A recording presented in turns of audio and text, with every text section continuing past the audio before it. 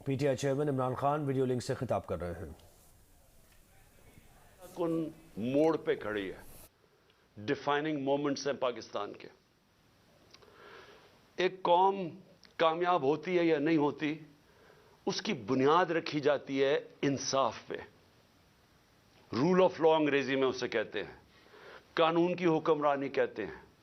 سب انسان جس معاشرے میں قانون کے سامنے ایک برابر ہوتے ہیں، وہ قومیں اوپر چلی جاتی ہیں۔ میرے نبی صلی اللہ علیہ وسلم نے تقریباً 1500 سال پہلے کہا کہ جو قوم میں طاقتور جب جرم کرتا ہے اس کو نہیں پکڑتی اور صرف کمزور کو پکڑتی ہیں، وہ تباہ ہو جاتی ہیں۔ آج اگر آپ نے ساری دنیا میں خوشحالی دیکھنی ہے اور غربت دیکھنی ہے تو ایک ہی چیز ہے جو فرق کرتی ہے، وسائل نہیں۔ جو قومیں خوشحال ہیں وہاں قانون کی حکمرانی ہے، رول آف لا ہے، انصاف ہے، اور جو تباہ ہیں وہ ساری وسائل کے باوجود جنگل کا قانون ہے، طاقت کی حکمرانی ہے۔ جو طاقتور فیصلہ کرتا ہے اس ملک کی عدالت آتی ہے۔ عدالتوں کا کام ہوتا ہے کمزور اور طاقتور کو ایک برابر رکھنا۔ حضرت ابو بکر جب خلیفہ بنے، پہلی تقریر ان کی کہ میں طاقتور اور کمزور کو ایک برابر کروں گا۔ حضرت عمر خلیفہ بنے، انہوں نے واضح طور پہ کہا کہ میں انصاف کروں گا، کوئی طاقتور قانون۔ پہلی سٹیٹمنٹ، سب کی مشن سٹیٹمنٹ تھی، میں انصاف کروں گا۔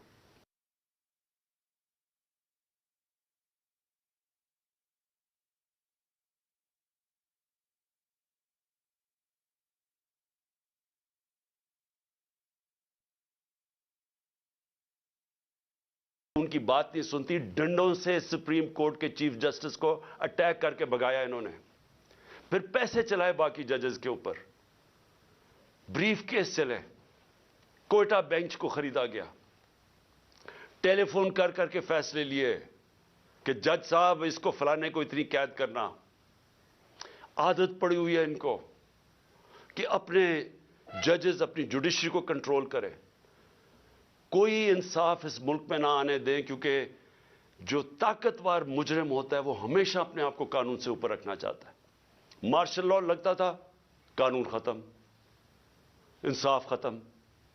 تو آج ہم ادھر کھڑے ہیں کہ اس وقت آئین کی پروٹیکشن کے لیے، اس کی حفاظت کے لیے ساری قوم اب اپنی عدلیہ کی طرف دیکھ رہی ہے، اور جو دوسری طرف ہے سارا جو ٹولہ جمع ہوا ہے سٹیٹس کو کا، مافیاز، جنہوں نے اس ملک کو 30 سال سے چوری کر کے لوٹا، پیسہ باہر بھجوایا، اور ان کا ایک مقصد ہے کسی طرح وہ پیسہ بچ جائے، کوئی ایسی چیز نہ ہو جائے کہ ان کا پیسہ خطرے میں آ جائے جو اتنی محنت سے انہوں نے چوری کیا۔ پہلے جنرل مشرف نے این آر او دیا ان کو، سارے جو دو پاکستان کا پیسہ تھا، سرے مال کا یہاں سے چوری ہو کے پیسہ گیا تھا، سرے مال خریدا، سوئٹزرلینڈ میں $60 ملین پڑے ہوئے تھے، ایک این آر او دے کے ان کو معاف کر دیا۔ ادھر سے حدائبہ پیپر مل 90 کی دہائی میں 1 ارب روپے کی کرپشن منی لانڈرنگ کی ہوئی تھی شریف خاندان نے، اس کے اوپر اس کو روک دیا ڈیل کر کے۔ کوئی جنرل مشرف یا کسی جنرل کو اختیار ہی نہیں دیا ہوا، کوئی آئین اختیار نہیں دیتا کہ آپ قوم کا پیسہ، کرپشن قوم کا پیسہ ہوتا ہے، گھر میں چوری ہوتی ہے تو میرا پیسہ ہے میں معاف کر دوں، لیکن قوم کی چوری کا پیسہ کوئی معاف نہیں کر سکتا۔ لیکن یہاں ہوا، وہی صاحب اقتدار، وہی مافیاز قانون کے اوپر آ گئے، اور میرے سارے 3 سال لگے رہے کہ جی ہمیں این آر او دو، جب وہ بلیک میل کر رہے ہیں کہ جی این آر او دو، اور بدقسمتی سے ان کو این آر او ملا، جنرل باجوہ نے ان کو این آر او دیا، اور اب ان کو مشکل پڑی ہوئی ہے کہ کسی نہ کسی طرح اس این آر او کو اب بچایا جائے، اور ان کو خطرہ صرف ایک آدمی سے ہے اور اس کی پارٹی سے، عمران خان اور تحریک انصاف سے۔ سو ساری کوششیں ہو رہی ہیں کہ کسی طرح عمران خان اقتدار پہ نہ آ جائے، اور اگر وہ آ گیا تو ان کا این آر او خطرے میں آ جائے گا۔ اپنی ذات کو بچانے کے لیے ملک کو تباہی کی طرف لے کے جا رہے ہیں، صرف اور صرف ذاتی مفادات کے لیے۔ یہ جو سارا ٹولہ کھڑا ہوا ہے اور ان کے پیچھے جو لوگ ہیں، وہ صرف ذات کے لیے اس ملک کو آج ادھر لا کے انہوں نے کھڑا کر دیا۔ اور وہ میں بتاؤں گا کہ ہم کھڑے کدھر ہیں آج۔ مجھے افسوس سے کہنا پڑتا ہے کہ ہمیں پتا تھا یہ ہونا ہے، یہ ساروں کو نظر آ رہا تھا کہ یہ آئیں گے، ان کا کوئی مقصد پاکستان کی بہتری نہیں ہے۔ نہیں تو 30 سال ان دونوں خاندانوں نے باریاں لی ہیں، پاکستان تو بنگلہ دیش کے بھی پیچھے چلا گیا، تو اب انہوں نے کیسے ٹھیک کرنا تھا؟ تو سب کو پتا تھا یہ کیوں آ رہے ہیں، اور ان کو اوپر جب مسلط کیا گیا، اور اس کے اوپر میں بعد میں آتا ہوں۔ تو میں آج پہلے تو اپنی عدلیہ کو اپنی قوم کی طرف سے خراج تحسین پیش کرتا ہوں کہ ہماری ساری امیدیں اب پاکستان کی عدلیہ سے ہیں۔ بدقسمتی سے ماضی میں ہماری جو عدلیہ کا رول رہا ہے، مجھے افسوس سے کہنا پڑتا ہے کہ وہ طاقتور کے ساتھ کھڑی ہو جاتی تھی، انہوں نے کمزور کا ساتھ نہیں دیا۔ انہوں نے ہمیشہ وہ جو نظریہ ضرورت، ڈاکٹرن آف نیسیسٹی، اس کے تحت انہوں نے بدقسمتی سے ہماری جمہوریت کو بھی نقصان پہنچایا کہ جدھر رول آف لا نہیں ہے، جدھر قانون کی حکمرانی نہیں ہے، وہاں جمہوریت نہیں ہے۔ کوئی یہ نہ سمجھے کہ جدھر جنگل کا قانون ہے وہاں جمہوریت آئے گی، ہو ہی نہیں سکتا۔ الیکشن تو ساری دنیا میں ہوتے ہیں، کون سے ڈکٹیٹر نے الیکشن کروائے، کون سی ڈیولپنگ دنیا میں الیکشنز نہیں ہوئے، لیکن جمہوریت نہیں ہے وہاں، کیونکہ جمہوریت تو آتی تب ہے جب رول آف لا ہو، اور رول آف لا آنے ہی نہیں دیا یہاں۔ مارشل لا لگتا تھا، ویسے ہی ڈاکٹرن آف نیسیسٹی، نظریہ ضرورت آ جاتی تھی۔ اور نہیں تو جب یہ دو جماعتیں آئی ہیں، انہوں نے اپنے آپ کو قانون کے اوپر رکھنا تھا، تو انہوں نے بھی عدلیہ کے نظام کو چینج کیا، جو ڈنڈے مار کے چیف جسٹس سجاد علی شاہ کو اس کے اٹیک کیا سپریم کورٹ کو، وہ ایک جمہوری حکومت نے کیا تھا، مارشل لا نے نہیں کیا۔ ان کو اتنا خوف تھا آزاد عدلیہ سے، کیونکہ یہ جب چوری کرتے ہیں تو یہ دیکھ ہی نہیں سکتے کہ اس ملک کی عدلیہ آزاد ہو جائے، کیونکہ چوری پکڑی جائے گی، اور وہی سجاد علی شاہ کر رہے تھے، جسٹس سجاد علی شاہ، اور انہوں نے اس کو اٹیک کر کے ہٹایا گیا، ججز خریدے، بغاوت کروائی سپریم کورٹ میں، صرف اپنی چوری بچانے کے لیے۔ اور آج بھی ہم وہاں کھڑے ہیں کہ یہ پورا ہماری عدلیہ کے اوپر زور لگا رہے ہیں، ہر قسم کا اب یہ بلیک میل کریں گے، ہر قسم کی ان کی ایک ہی کوشش ہوگی کہ پاکستان کی عدلیہ پھر ان طاقتور کا، ان چوروں کا ساتھ دے، اور اس کے لیے یہ بلیک میل کر رہے ہیں۔ اور ہر قسم کی، میں اپنی قوم کو کہنا چاہتا ہوں، تیاری کریں آپ، انہوں نے ہر قسم کا پریشر ڈالنا ہے عدلیہ پہ، جو انہوں نے ماضی میں کیا، اور انہوں نے ہر قسم کی کوشش کرنی ہے کہ پاکستان کا آئین جو واضح طریقے سے کہتا ہے کہ 90 دن کے آگے الیکشن نہیں جا سکتی، 90 دن کے بعد یہ دو کیئر ٹیکر گورنمنٹس، ان کے اوپر وائلیشن ہوگی آئین کی، ان کے اوپر یہ بالکل ان کا جو 900 کے ایک دن کے بعد، 90 کے ایک دن کے بعد، 90 دنوں کے بعد، ایک دن کے بعد یہ حکومتیں غیر آئینی ہو جائیں گی۔ ان کے کوئی آرڈرز نہیں سننے چاہیے کسی بھی بیوروکریٹس کو، کسی پولیس والے کو، کیونکہ قانون ان کو، آئین ان کو اجازت نہیں دیتا۔ تو جو اس ملک کی، میں قوم کو صرف آج سب سے پہلے تو یہ بتانا چاہتا ہوں کہ اپنی عدلیہ کے ساتھ ہم نے کھڑے ہونا ہے، ان کو ہماری ضرورت پڑے گی، کیونکہ ابھی سے ہی ان کے خلاف سٹیٹمنٹس آنی شروع ہو گئی ہیں، ان کو پریشر ڈالنے کی کوشش کی گئی ہے، جبکہ آئین واضح ہے، اس کے باوجود یہ کہنا یہ کوشش کر رہے ہیں۔ اور یہ جو دو مافیا فیملیز اس ملک کے اوپر مسلط ہوئی ہیں، یہ سارا وقت ان کا یہ نہیں کہتی، ان کو شرم بھی نہیں آتی یہ کہتے ہوئے، یہ اصل میں یہ کہتے ہیں کہ ہم قانون سے اوپر ہیں۔ نواز شریف کہتے ہیں میرے سے بڑا ظلم ہوا ہے، مجھے نکالا گیا، 1.5 سال اس کے اوپر تفتیش کی گئی سپریم کورٹ उसके बाद JIT, उसके बाद साबित हुआ इसकी करप्शन का कि 4 लंदन में बड़े बड़े फ्लैट जो पैनमा के इंकशाफ में सामने आए थे, जो किसी हमने नहीं निकाले, इंटरनेशनली इनको अल्लाह की पकड़ थी, इनके फ्लैट सामने आ गए जो हमेशा कहते थे हमारे नहीं, मानने पड़े हमारे हैं, और अदालत में बता ही नहीं सके कि पैसा किधर से आया। तो उसके बाद जब अदालत ने इनके खिलाफ फैसला किया तो ये नहीं कि अभी तक साबित नहीं कर सके कि किधर से मनी ट्रेल गई इस मुल्क से पैसा ये फ्लैट खरीदने को, एक डॉक्यूमेंट नहीं दे सके साबित करने के लिए। लेकिन वो कह ये रहे हैं कि जुर्रत कैसे पड़ गई किसी के हमारे ऊपर केस करने की, अदालतों को कैसे जुर्रत पड़ गई हमारे खिलाफ फैसला करने की, ये असल में ये कह रहे हैं। और अभी भी ये कोशिशें करेंगे क्योंकि इलेक्शन से ये डरे हुए हैं, अवाम से डरते हैं। पहले कहते जी वोट को इज्जत दो, बड़ी कैंपेन की वोट को इज्जत को, हम जब पावर में थे इलेक्शंस करवाओ, 3.5 साल में सुनता रहा जी इलेक्शंस करवाओ, और अब इलेक्शन से भाग रहे हैं क्योंकि ये तब इलेक्शंस करवाएंगे, सबसे पहले इमरान खान को डिस्क्वालीफाई करो, इमरान खान को जेल में डालो, ये नवाज शरीफ की शराइत है। इसको वो लेवल प्लेइंग फील्ड कहता है। खुद पकड़ा गया है अरबों रुपए के वहां प्रॉपर्टीज में बैठा हुआ है, साबित नहीं कर सकता, अदालतों से जेल से बाहर भागा हुआ है झूठ के ऊपर। ये शहबाज शरीफ ने जाली एफिडेविट दिया हुआ है लाहौर हाई कोर्ट को, कोई शर्म नहीं है इसकी। लेकिन इमरान खान को जेल में डालो, डिस्क्वालीफाई करो, तहरीक इंसाफ के लोगों को पकड़ धकड़ करो। शर्मनाक रोल है इस मुल्क की इलेक्शन कमीशन का। मैंने कभी इस तरह की बेशरम इलेक्शन कमीशन नहीं देखी। हर फैसला करती है ये नवाज शरीफ से हुक्म लेके, हर फैसला करती है हैंडलर्स जो पीछे कहते हैं। 2 जो केयर टेकर गवर्नमेंट्स बनाई हैं इन्होंने, हमने इतने नाम भी वैसे दिए जो कि गैर जानिबदार थे। इन्होंने जान के उन लोगों को ऊपर बैठाया है जो ये लाहौर का चीफ मिनिस्टर बनाया है, उसको बिल्कुल जो सबसे बड़ा दुश्मन था तहरीक इंसाफ को, उसको ऊपर बैठा दिया। जैसे ऑफिसर्स पॉइंट कर रहे हैं, जो ये जो पुलिस वालों को रखा गया जिन्होंने हमारे पर तशद्दुद किया, उन सब को ऊपर बैठा दिया। तो हमारे ऊपर केसेस करो, पार्टी को तोड़ो।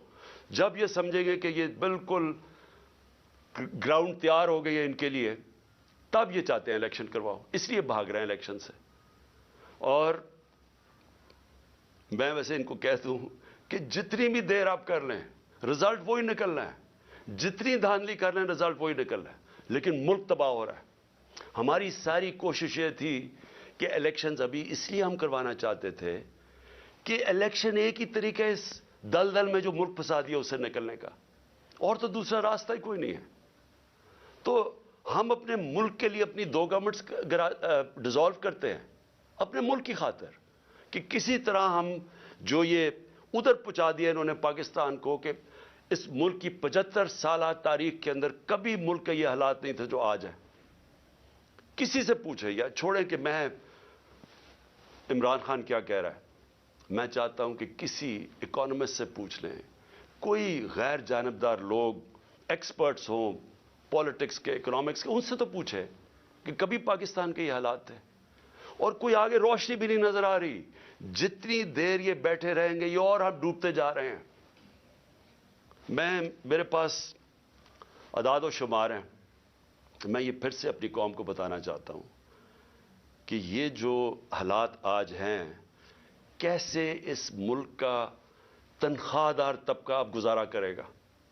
और अभी शुरुआत है, अभी जो IMF के साथ इन्होंने तय किए कंडीशंस, उसके बाद जो अब लहर आने लगी है महंगाई की, कैसे, मैं तो अभी बताऊंगा जो आज हालात है, अभी मजीद जो आगे होंगे वो कैसे वो बर्दाश्त करेंगे वो लोग।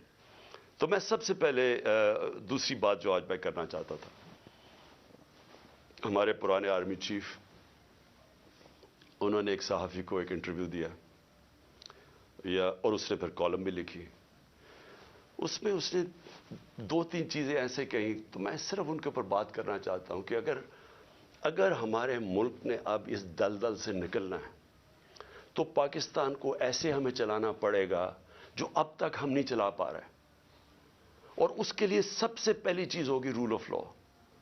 जब तक हम सबको कानून के नीचे नहीं रखते, जब तक आइन के दायरे में रह के इदारे और लोग काम नहीं करते, इससे अब हम नहीं निकल सकते। मैं फिर से कह रहा हूं, एक है नेमतों का रास्ता, वो बिल्कुल मुख्तलिफ है, एक है तबाही का रास्ता, उस तरफ हम निकले हुए हैं।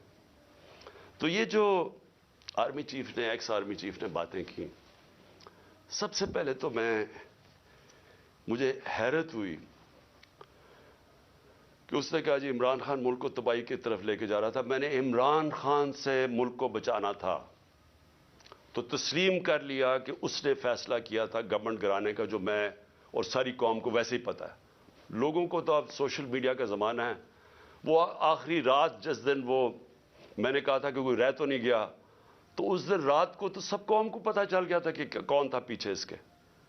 वो अरशद शरीफ शहीद ने बड़ी ज़बरदस्त बात की, वो कौन था, तो सबको पता था वो कौन था।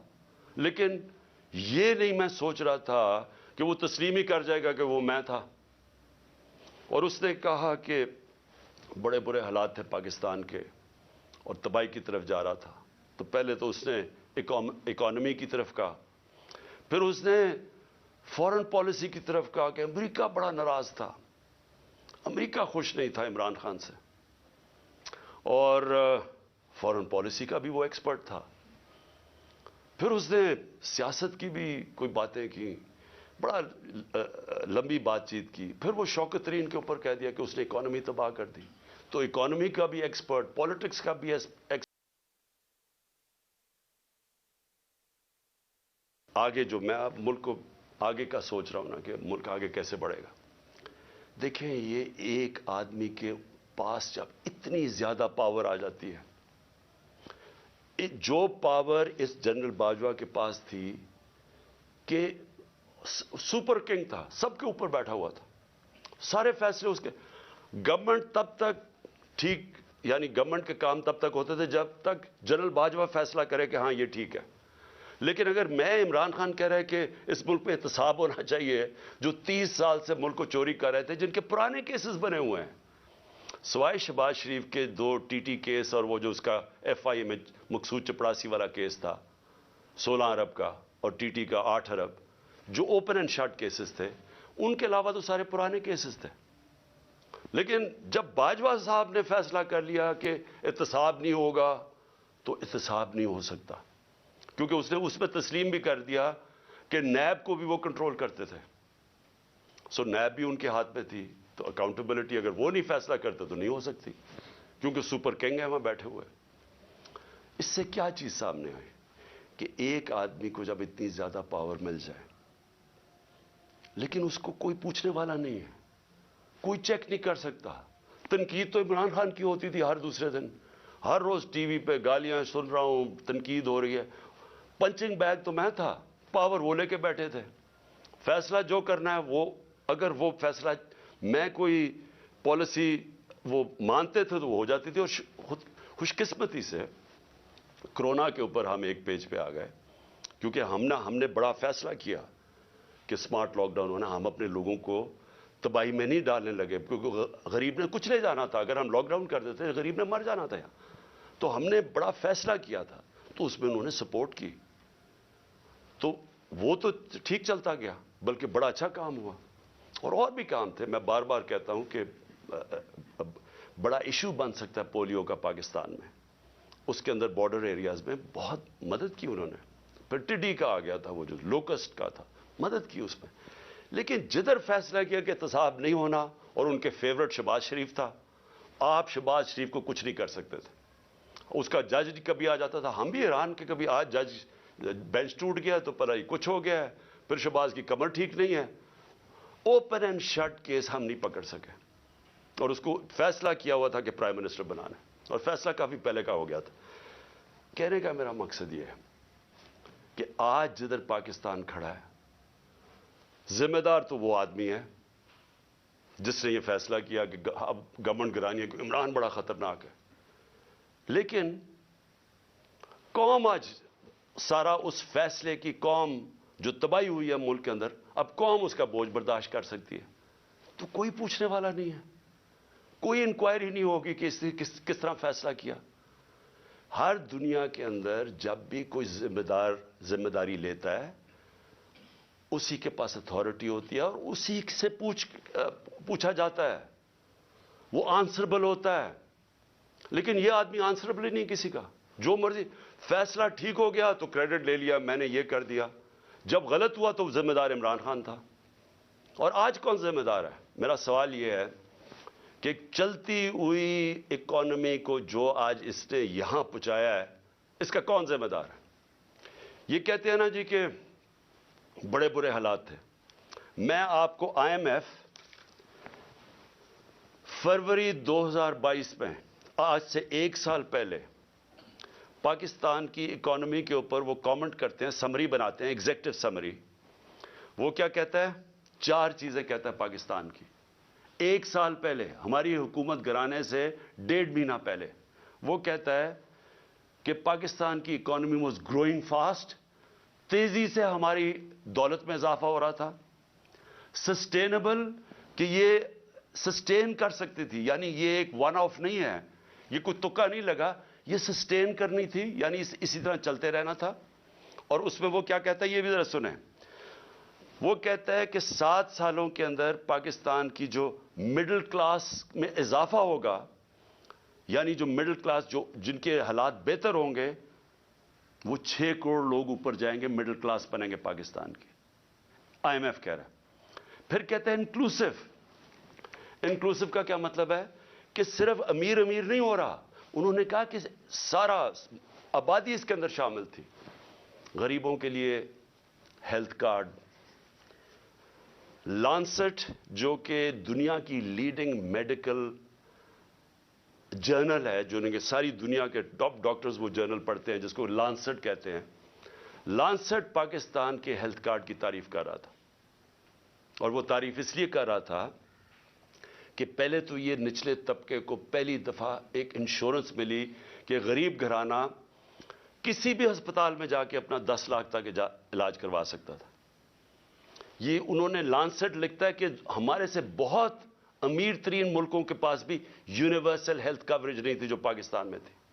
اور اس کا جو دوسرا کیا پہلو تھا کہ ہمارے جو پرائیویٹ سیکٹر ہے جو دیہاتوں میں نہیں جاتا, جو ہمارے گورنمنٹ ہاسپٹلز ہیں وہاں دیہاتوں میں ڈسٹرکٹ ہاسپٹلز خالی پڑے ہوتے ہیں, ڈاکٹرز نہیں جاتے, نرسز نہیں جاتے, وہاں سارے بیچارے ادھر سے اٹھ کے لوگ آ جاتے ہیں ڈویژنل ہیڈ کوارٹرز یا بڑے شہروں میں.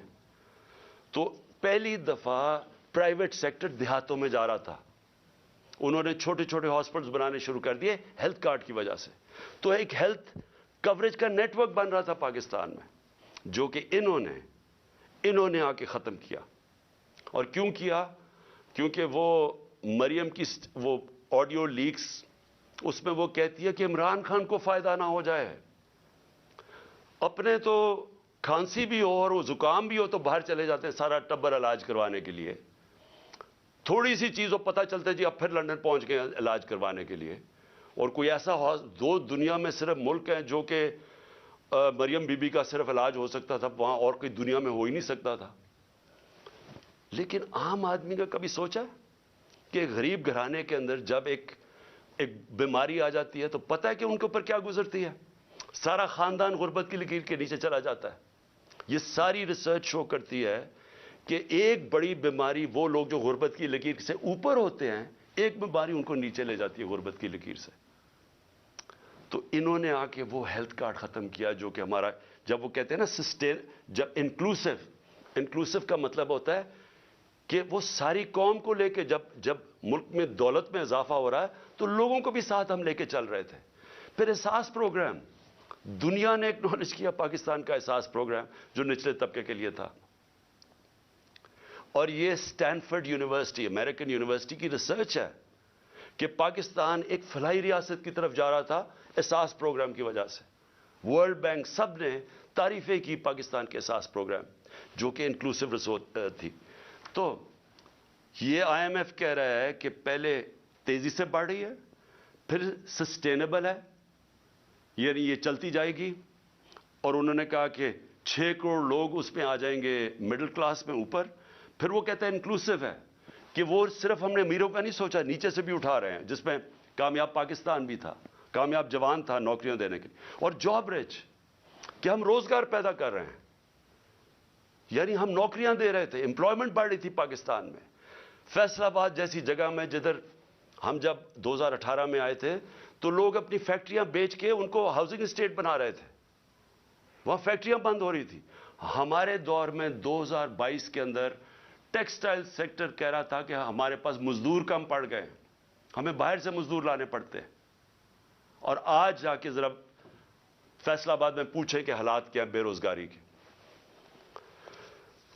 तो मैं अब उसके बाद सिर्फ 2-3 और चीजें कहना चाहता हूं, और मैं ये इसलिए कहना चाहता हूं कि उन्होंने ये मुल्क को बचा रहे थे। जनरल बाजवा इमरान खान को मुल्क से बचा रहे थे, तबाही से बचा रहे थे। तो ये जरा तबाही का जरा मैं सिर्फ कौम के सामने रखना चाहता हूं कि 10 महीने के अंदर क्या हुआ है पाकिस्तान में।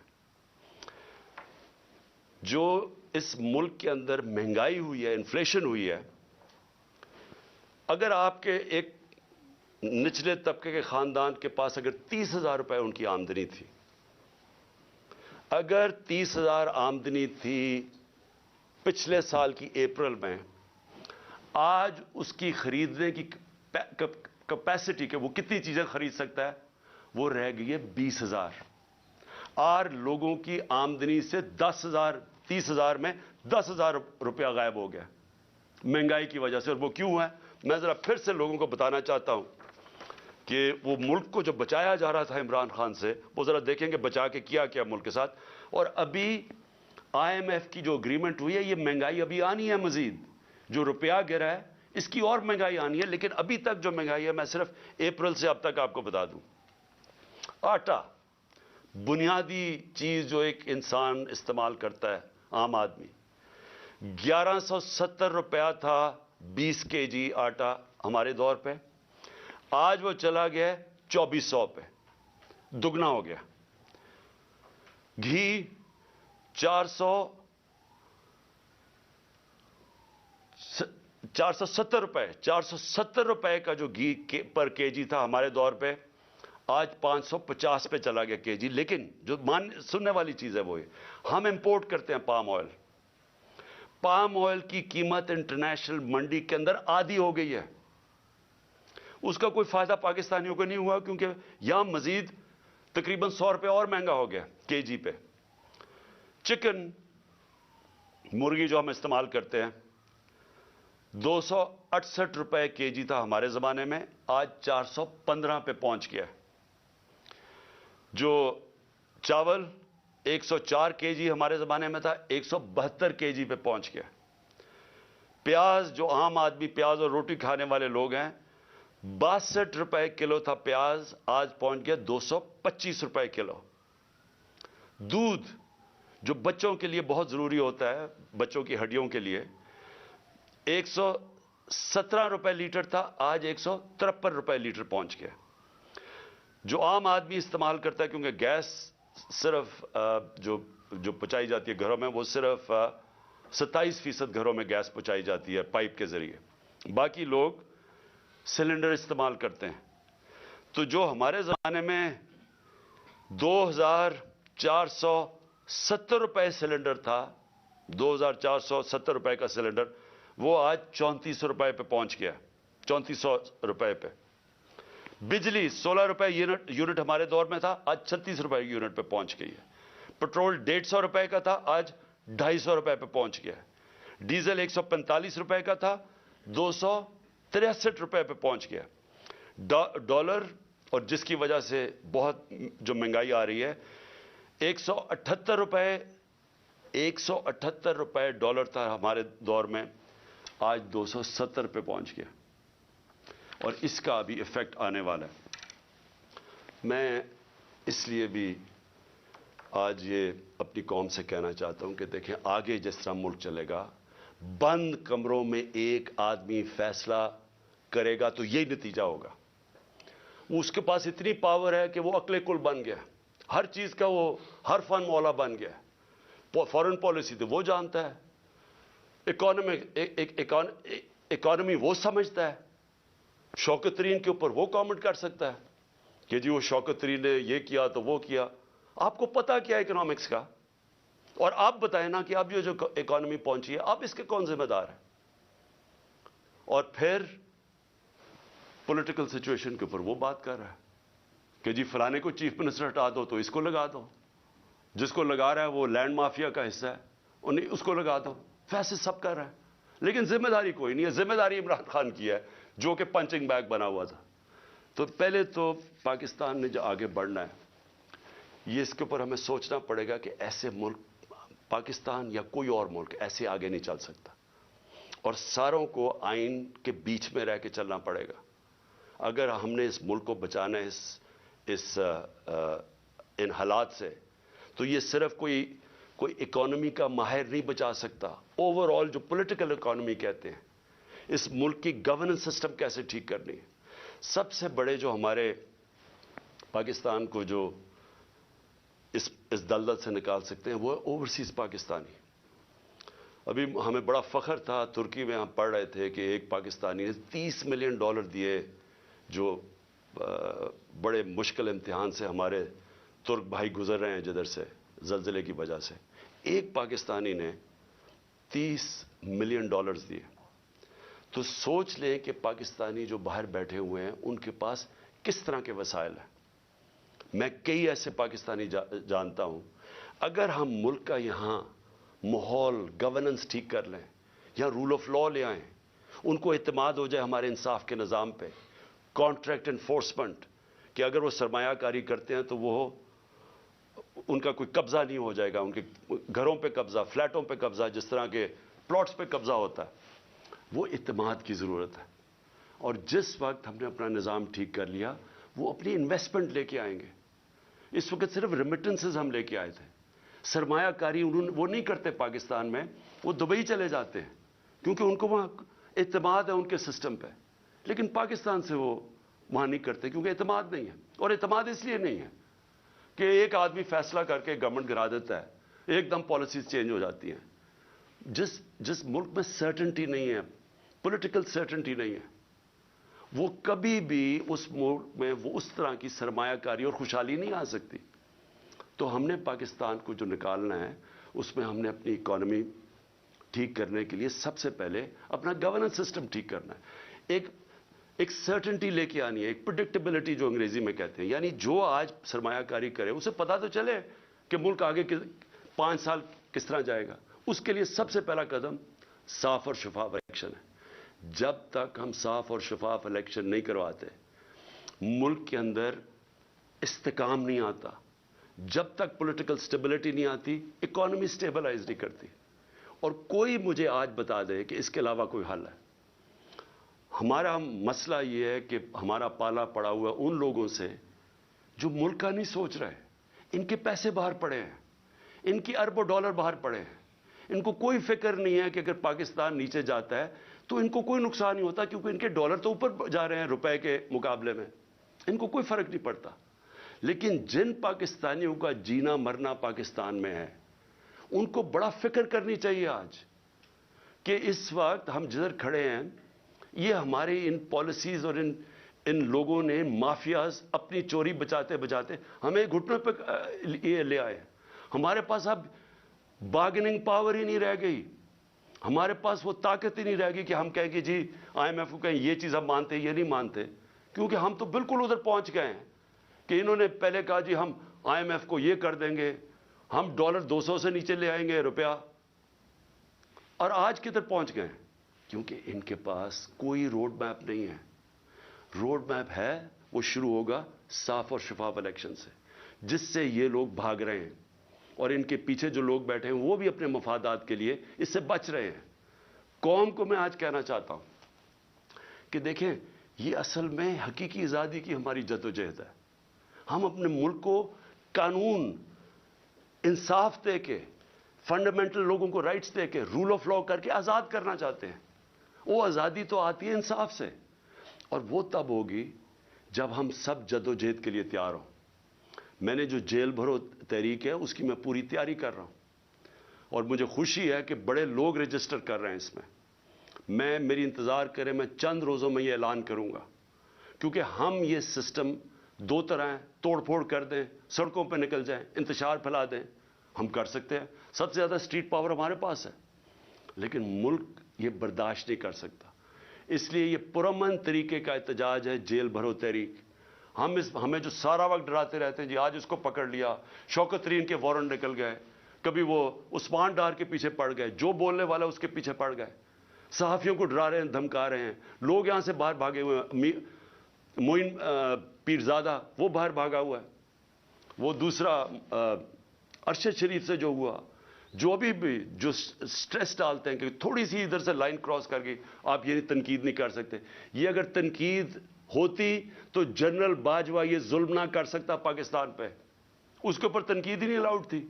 پنچنگ بیگ تو ہم بیٹھے ہوئے تھے, وہ جو مرضی کرتا, کوئی پوچھنے والا ہی نہیں تھا.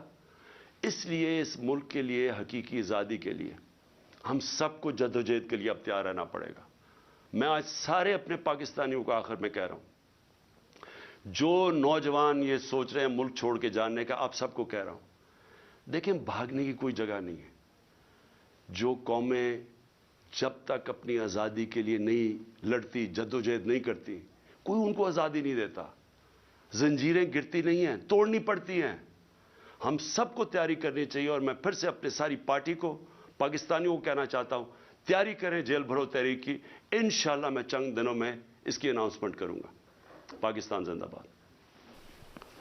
Chairman P T I Imran Khan video link سے خطاب کر رہے تھے. انہوں نے کہا کہ آئین کی حفاظت کے لیے ساری قوم عدلیہ کی طرف دیکھ رہی ہے, صحیح فیصلے نہ کیے گئے تو ملک تباہی کی طرف جائے گا.